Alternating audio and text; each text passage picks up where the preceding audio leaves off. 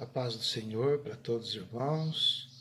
Como eu prometi, eu quero passar aqui um resumo desta nossa última lição, que vai falar sobre a restauração do justo, quando Deus ele restaura a vida do justo. Nós aprendemos muito neste trimestre que se passou, e nós podemos concluir da seguinte maneira, que Deus ele não opera segundo a lógica humana, segundo aquilo que nós pensamos ou imaginamos. A linha do trabalhar de Deus, ela é soberana e diferenciada dos nossos caminhos, dos nossos pensamentos.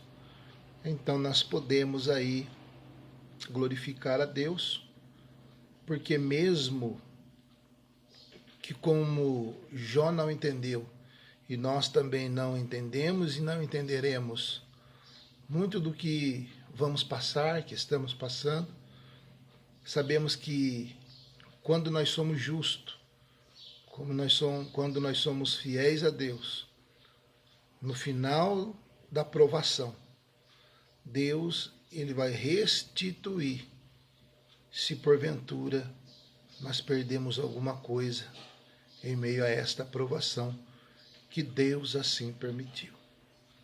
E nesta lição, a última lição, que ela foi dada aí no dia 27 de dezembro, no último domingo que se passou, que nós não tivemos a escola bíblica dominical, nós vamos aprender aí o que aconteceu com Jó, a fim de que ele recebeu aí a restauração. Nós vamos ver no primeiro tópico que vai falar sobre a humilhação de Jó, no capítulo 38, 39 e 40, quando Deus expôs a Jó a sua onipotência na criação, na sua sapiência em preservá-la. Ele mostrou que o patriarca era incapaz de não apenas compreender a dinâmica da criação, mas, sobretudo, fazer algo parecido com ela. Deus estava mostrando aí, em meio aos questionamentos de Jó, porque Jó, mesmo que não pecou contra o seu Deus, ele teve as suas indagações, assim como nós também temos as nossas indagações, mas Deus ele mostrou para Jó que Jó não sabia de nada, fazendo a pergunta: onde você estava quando eu criei a terra? Quando fiz os fundamentos dela? Perguntas que nenhum ser humano consegue responder, porque foi Deus que nos criou. Então o homem, na sua natureza, ele quer saber tudo, ele quer responder tudo, mas ele não vai conseguir, porque ele é um ser humano aí limitado, Então, Jó se convenceu de que seus próprios questionamentos eram injustos diante de Deus. Se ele não era capaz de fazer o que Deus fez, então com que direito ele criticava os caminhos divinos? Entendeu? Se nós não conseguimos fazer o que Deus faz, com que direito nós temos de ficar criticando a maneira que Deus trabalha na nossa vida? Então, Deus ele era capaz de impor o terror em Jó, assim como em nós, e como se comportaria ele diante do Criador dessas criaturas, que é o que Deus quer que a gente se comporte aí diante deles, Então Jó ele foi humilhado, e Deus humilhou a Jó no sentido de que Jó reconhecesse a sua pequenez, não para envergonhá-lo, mas para fazer recobrar a sua consciência, que ele era um ser humano, um servo, e que Deus estava provando ele, para que depois no final ele entendesse aí o resultado de todas essas questões. Aí tem a relevância também da submissão né, diante da assombrosa visão da criação de Deus, Jó agora exclama: bem sei, eu que tudo podes. Esse versículo demonstra a sua atitude de reverência e submissão diante de Deus. No primeiro momento ele se humilhou. No segundo momento, o que ele fez? Ele reconheceu, ele reverenciou Deus, né? E se submeteu. Quando a pessoa ela reconhece que Deus está fazendo as coisas tudo certo, que é a vontade de Deus, ele se humilha naquele estado de humildade para que Deus seja glorificado, como está lá em 1 Pedro, né? Humilhai-vos potentes perante mãos de Deus, porque ao seu tempo ele vos exaltará. Então o que ele faz? Ele reverencia, ele reconhece e também se submete às vontades de Deus. Então, ele percebe que tudo o que aconteceu em sua vida tinha um desígnio divino e, portanto, era tolice discutir ou questionar com a sabedoria ou a sapiência divina de Deus, né? Quem é aquele que dizes tu que sem conhecimento encobre o conselho? Por isso falei do que não entendia, né? Jó, ele reconheceu que tudo aquilo que ele estava falando, que ele estava questionando, que ele queria saber, era tolice, né? Ele falava de coisa que ele não entendia, e ele reconheceu a tempo. Ao repetir a censura que Deus lhe fizera anteriormente, no capítulo 38, Jó demonstra não ver mais injustiça alguma nas ações de Deus.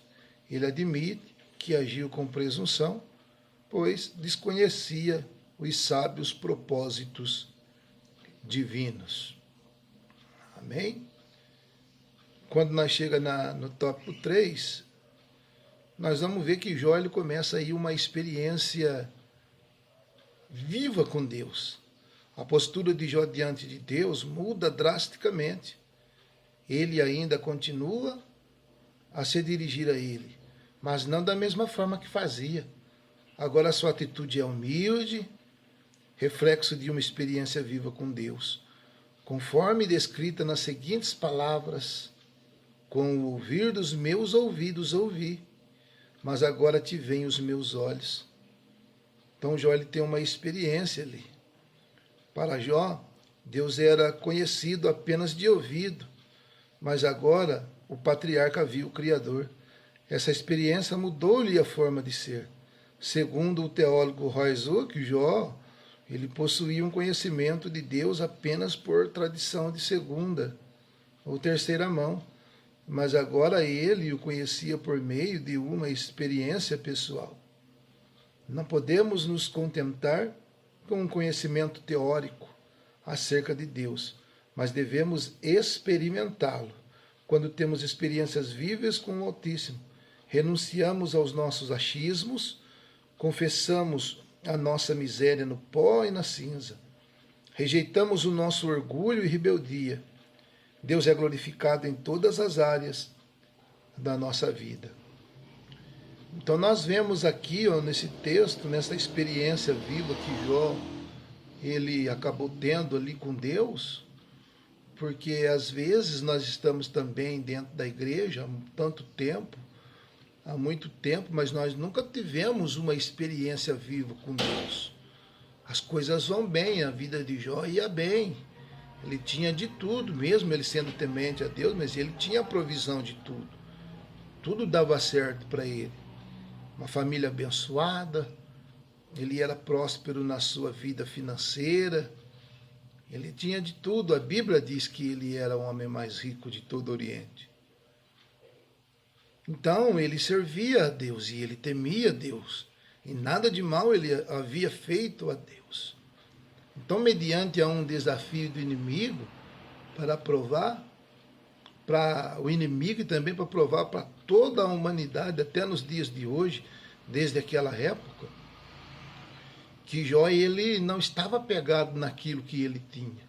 e que ele servia a Deus por aquilo que ele tinha ou por aquilo que ele não tinha. Só que Jó ainda não havia tido uma experiência viva com Deus em meio à miséria. Então agora este desafio que aconteceu na vida de Jó, ele é colocado em pauta, né? E Jó ele foi provado de uma maneira em que ele mesmo não entendia. E por ele não entender, tanto seus amigos o questionavam e o acusavam de coisas que ele não havia cometido, como ele também queria saber por que ele estava sabendo, por que ele estava passando por toda essa tribulação. Mas perante toda esta situação, quando nós chegamos aqui nesta lição de número 42, nós vamos ver que Jó aí, então, ele entendeu, né, humilhando-se diante de Deus, estando no seu estado, que ele não conseguiria fazer nada mesmo, que Deus estava no controle, e então, aí, ele reverenciou Deus, né, reverenciou Deus, e se submeteu ali àquilo que ele deveria passar, que ele já estava passando, e que ele sabia aí que Deus iria fazer alguma coisa para ele, né? Então aí ele começou a ter uma experiência viva. E é o que Deus quer também com a sua igreja, que a gente tenha experiência com Deus. E o sofrimento da vida, as coisas que nós gostaríamos que acontecesse e não acontece, os desejos que nós temos dentro de nós que não são realizados, a busca muitas das vezes por um ente querido, por um familiar, e que nunca acontece, parece que Deus ele não ouve e a gente faz os questionamentos, a gente tem as nossas indagações, né? E às vezes vêm as enfermidades, as doenças, o Covid que levou tanto pastor, então, por causa disso, eles estavam todos em pecados, né? Não, são provações que vêm, porque Deus ele é soberano, para um bem maior, para que o nome dele seja glorificado. E a sua igreja, a sua noiva, nós que estamos aprendendo isso, precisamos tributar a Deus toda a honra, toda a glória, todo louvor e todo domínio em toda a situação da nossa vida. Então nós precisamos aí reverenciar a Deus, sendo humildes, reconhecendo que nós não somos nada, que nós somos pó e cinza, né? Como já fez.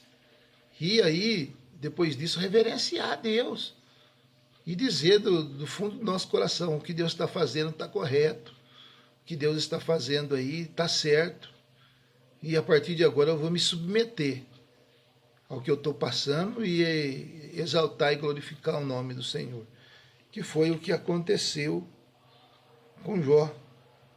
Jó, quando ele fez isso, Deus ele começou a operar. E após isso, então, se você for para o segundo tópico da sua lição aí, você vai ver que Jó começa então a interceder, né? A interceder pelos seus amigos.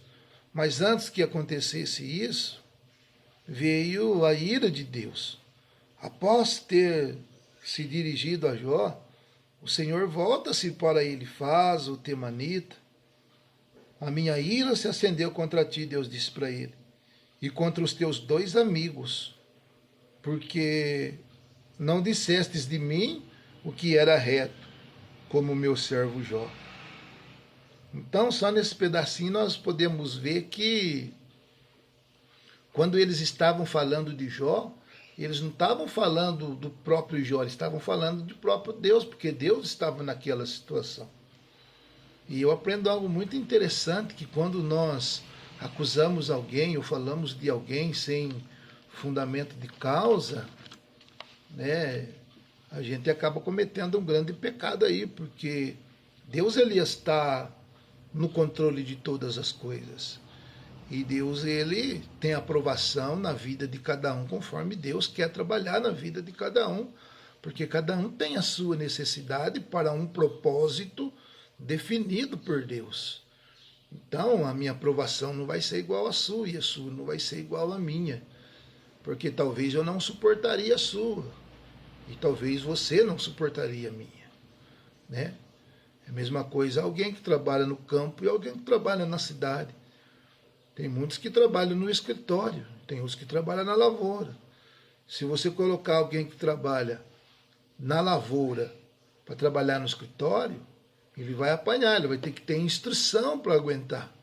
E se você pegar alguém que trabalha no escritório e colocar na lavoura, ele pode ser que ele não aguente na sua forma física, por causa do sol, por causa do andar, por causa do esforço físico. Então, parecido com isso, é as nossas provações diárias, e que Deus ele faz por nós. Cada um tem a sua luta, diferente uma da outra, mas com um propósito definido por Deus, para que possamos entender que Deus está no controle, que ele deve ser reverenciado, e nós sempre no estado de humildade, sem arrogância, sem orgulho, sem questionamento, sabendo que Deus ele é infinito.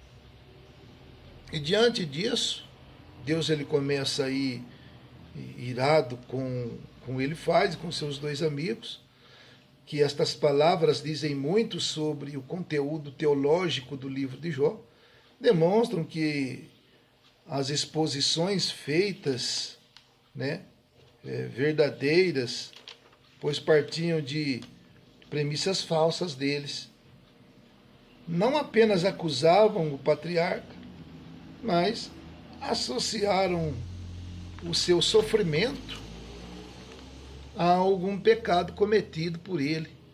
Jó havia se humilhado, mas não do que lhe acusavam. Ele humilhou-se a respeito de suas falas precipitadas que revelavam orgulho e falta de bom senso.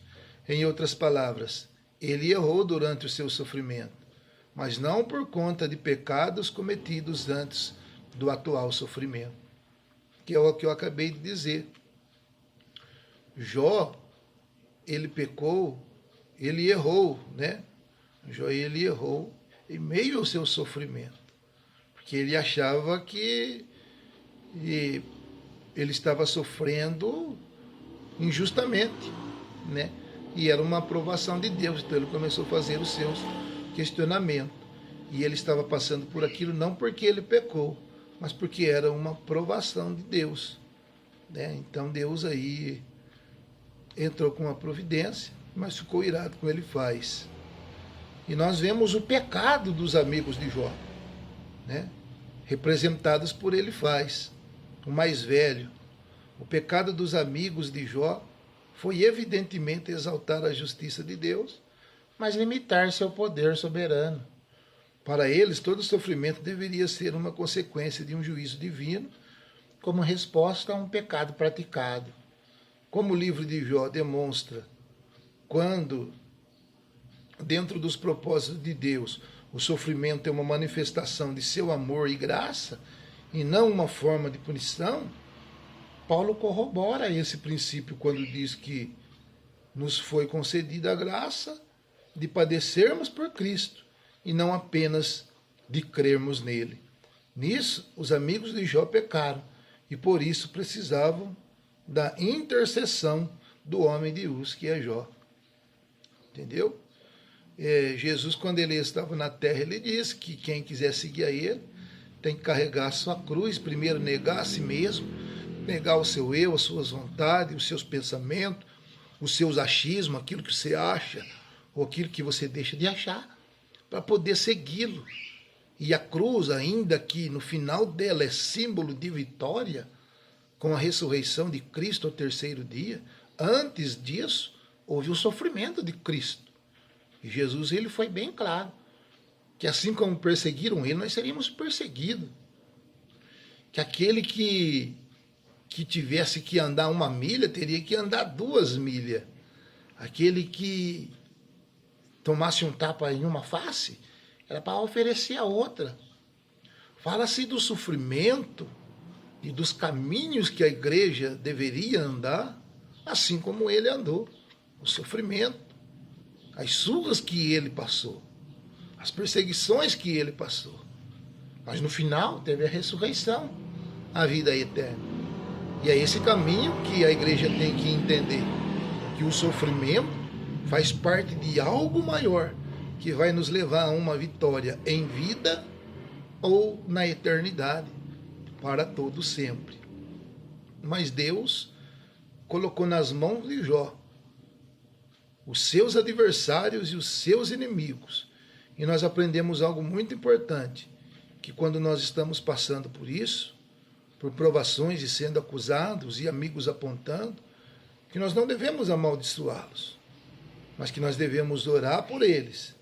Porque quando nós fizermos isso e entendermos todo este conjunto que Jó passou, e nós entendemos tudo isso, e orarmos pelos opositores, por aqueles que nos querem o mal, então Deus ele muda o cativeiro nosso. A oração de Jó. Deus dirige-se aos amigos de Jó, aconselha-os a irem ao patriarca para que este interceda por eles. Esse episódio mostra que uma teologia errada, evidentemente, conduz para uma crença igualmente equivocada. Os amigos de Jó defenderam Deus de forma enérgica e sincera, mas errada. O sofrimento do patriarca não veio como uma punição, mas como provação. A fidelidade de Jó foi provada por Deus e ele foi aprovado pelo Criador, pois continuava íntegro e com seu caráter reto, conforme sua humilhação demonstrou. Agora esse homem, outrora acusado de pecador pelos seus amigos, os socorrerá por meio da oração. Entendido? É muito simples isso, né? Muito simples, porque as pessoas, às vezes acham que estão certas, até pregam muitas coisas, e nós precisamos conhecer muita palavra de Deus em todas as áreas, para todos os propósitos. Inclusive agora, nesta próxima lição que nós vamos entrar, vai falar sobre o Espírito Santo. Você que não é batizado com o Espírito Santo, se eu fosse você, eu não perdia uma aula dessa, tá? Para que você possa entender os propósitos de Deus, porque se você sai de uma lição como essa de Jó, que Deus é soberano, que Deus está provando, que Deus está testando, e que o sofrimento faz parte da vida do justo, e que tem caminhos que eu e você não vamos entender, e você ainda não é batizado com o Espírito Santo, e agora com uma lição dessa do batismo com o Espírito Santo, você vai sair renovado, transformado por Deus, entendendo muitos quesitos sobre o poder, a manifestação, a operação, os dons do Espírito Santo sobre a vida da igreja, sobre o verdadeiro movimento pentecostal. Então não perca isso, porque vai dar uma grande continuidade aí desse assunto da vida de Jó, você vai entender, você que participou das aulas, tá?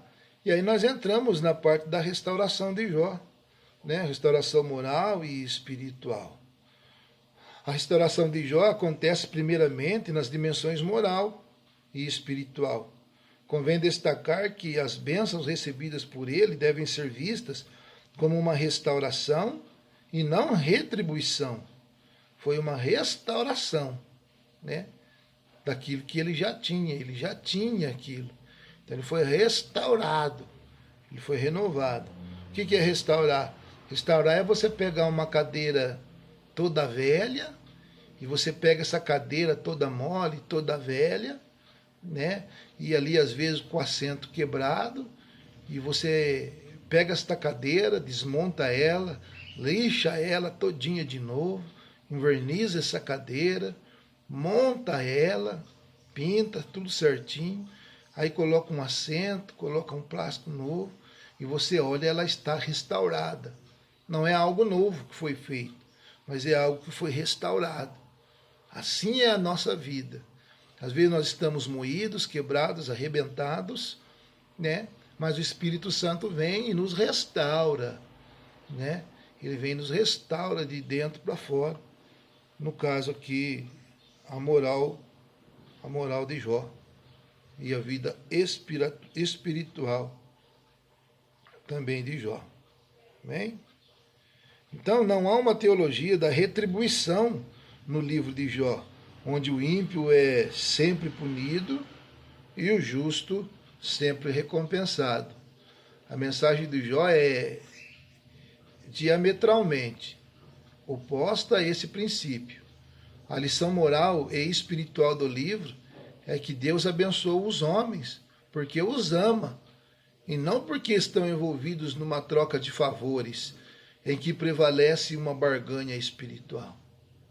Eu sirvo a Deus, então eu vou ser abençoado, não vou ter luta e não vou ser perseguido. Eu não sirvo a Deus, então a chuva não vai cair sobre a minha casa, não vai ter alimento no mercado para mim, a loja não vai vender roupa, porque eu não sirvo a Deus. Tá? Então você precisa entender isso. O sol nasce para todos, para os bons e para os maus. A chuva cai para todos, para os bons e para os maus, para quem serve e para quem não serve. Então isso que nós precisamos entender, que nem tudo que acontece na nossa vida é por causa de um pecado, ou nem tudo que nós conquistamos é por causa dos nossos méritos. Não, Deus ele nos ama. A Bíblia vai falar que Deus amou o mundo, Deus não amou a igreja, Deus amou o mundo. Antes de eu ser crente eu era mundo, Deus me amou e hoje eu sirvo a Deus. E assim é na vida do mundo inteiro. E a função da igreja é orar para que o mundo venha ao conhecimento de Cristo. A função é minha e a função é sua. Tá? Então a restauração também aí, ó, fora a moral e espiritual, né, também foi a restauração material. A restauração de Jó também aconteceu nas dimensões social e material. As calamidades que sobrevieram sobre ele, especificamente suas feridas físicas e emocionais, expulsaram do convívio social. Ele suportou sozinho o que pensavam ser um julgamento de Deus, mas agora todos veem a graça divina derramada de forma abundante sobre ele. Era, portanto, a hora de voltar ao convívio social e desfrutar de tudo que o Senhor lhe deu, pois o Senhor acrescentou a Jó outro tanto em dobro a tudo quanto dantes possuía. A restauração que o Senhor Jesus faz na vida do ser humano leva em conta todas as dimensões da vida. Ele restaura a vida espiritual, moral, social, material, trazendo dignidade ao homem que teve, por meio da graça divina, a imagem de Deus restaurada. Quem me conhece sabe que Deus é poderoso para fazer isso. Eu não tinha moral. Eu não tinha moral nenhuma. E a vida espiritual, muito menos. Às vezes falava de Deus, mas nunca servia a Deus. Nunca tive um encontro com Deus. E a minha moral é lá embaixo, eu não tinha minha moral. Um jovem mentiroso, cheio de problema, defeito, viciado nas drogas, fazia qualquer coisa para fumar, para cheirar, para usar droga. Então não tinha moral, não tinha vida espiritual e também não tinha vida social, porque quem quer se socializar com uma pessoa difícil de se conviver por causa de drogas, de higiene forte, de personalidade forte, né?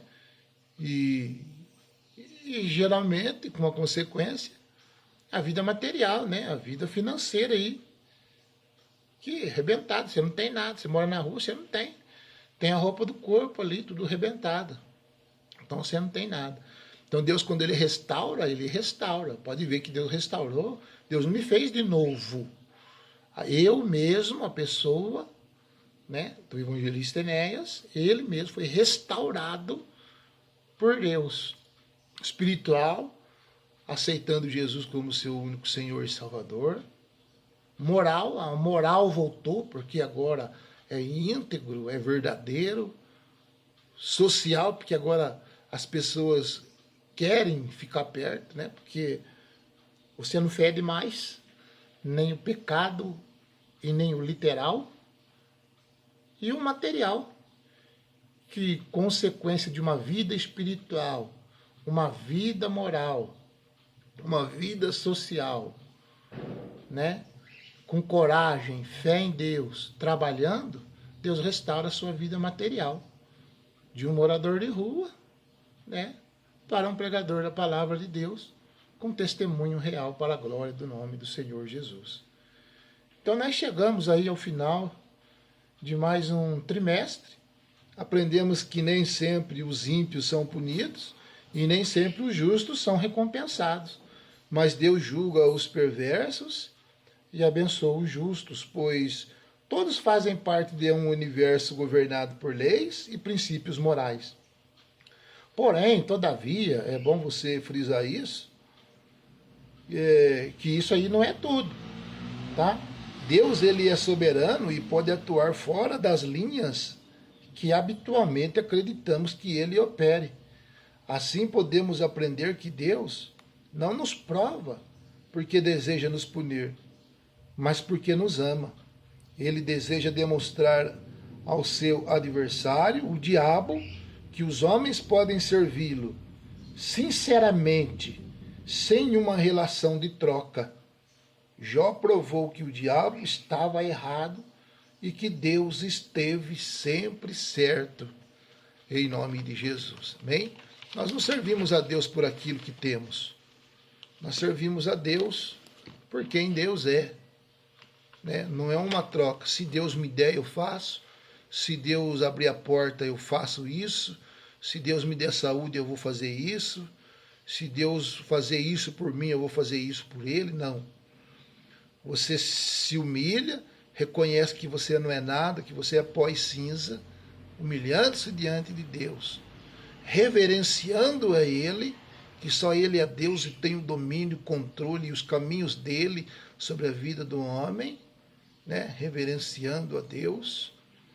E com isto, você pode ter certeza que Deus, ele vai fazer alguma coisa na nossa vida, em nome de Jesus. Amém? Então você aí não perca nesse domingo, para a glória do nome de Jesus, a nossa escola bíblica dominical, que vai falar sobre o verdadeiro